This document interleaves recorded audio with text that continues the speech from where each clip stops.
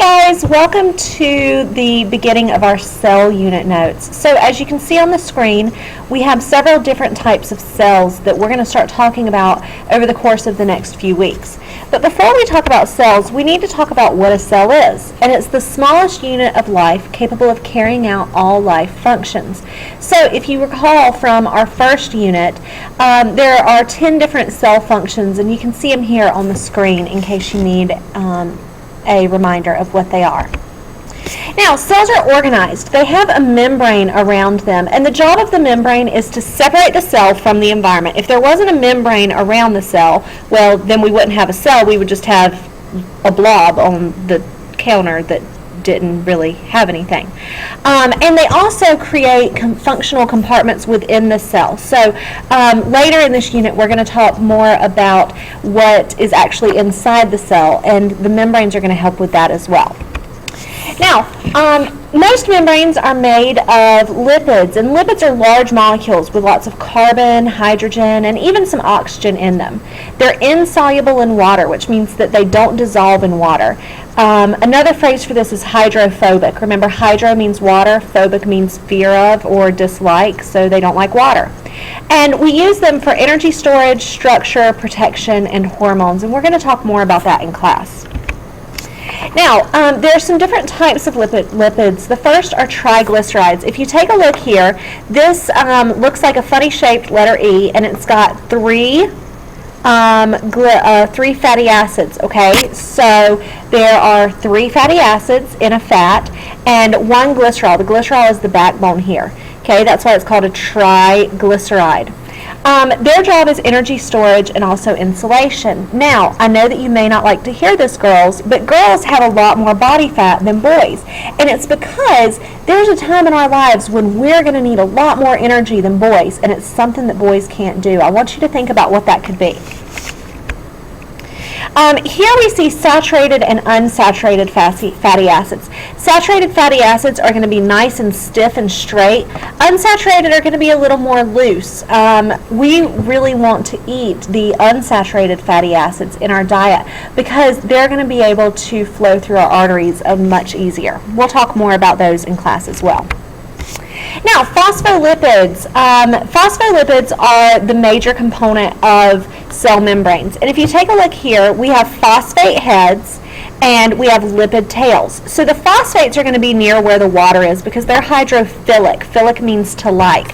Okay, the tails are going to be away from the water. So your cell membrane is actually made up of what we call a phospholipid bilayer because there's water outside the cell, there's water inside the cell. So these lipids are going to all turn into each other so that they're not near the water. But we'll talk more about that later as well. Another type of lipid is a steroid, and they are hormones. They help reduce inflammatory response, and they increase cell growth. We're not going to talk a whole lot about steroids in this class, but it's just important that you know that steroids are a type of lipid.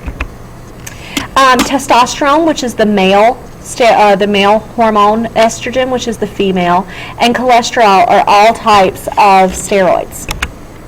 Wax's jobs are to create a waterproof barrier, and they're another type of lipid. Now, if I ever wanted to test for lipids, have you ever noticed that if you go to McDonald's, if your fries spill out of the bag, at the bottom of the bag, you've got this see-through space? Well, that's because of the lipids that were on the fries. So if you take a look at these 4 samples, you can tell which one has more lipid in it and which one has less. All we have to do is take a substance, stick it on some brown paper. Even those yucky paper towels that we have here at school will work. Stick it on that brown paper, and if it starts to turn translucent, if it's able to see light through it, like here at B, then it's likely that it's got some lipids in it. Now, let's talk about membranes, because we covered lipids, and it's important for us to understand what is the structure of the plasma membrane or the cell's membrane, and why is it important to the cell's well-being? Well, it's important because it's a selective barrier that filters what substances enter and leave the cell. We can call that semi-permeable or semi-selective because it lets some things in and other things not. The cells use the membranes to take in those needed nutrients, because anything that the cell needs has to pass through that membrane before it can get into the cell. Same thing with getting out. You've got to use that membrane to push out those waste products. And there are also some receptors that are found on the membrane that allow the cell to communicate with other cells.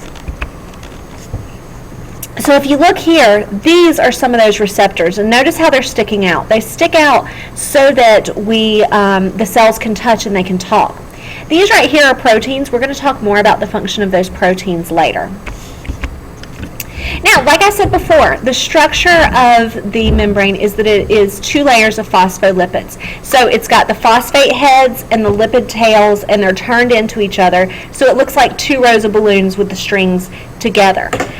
They have those proteins in them to create channels and pumps to help move substances across that membrane.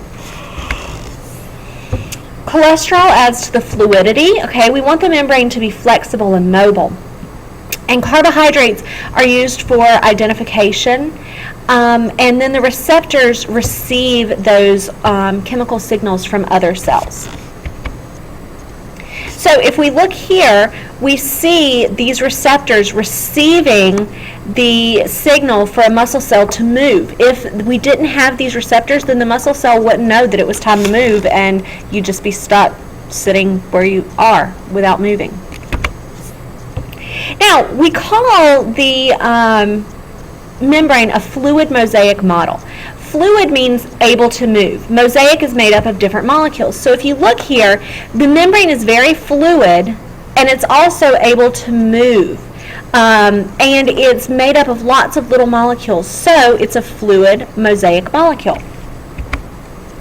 And that's it for today. Make sure that you've covered all the definitions that we had, and make sure that you're ready for your video check that's coming up. I hope you guys have a great day. I'll see you soon.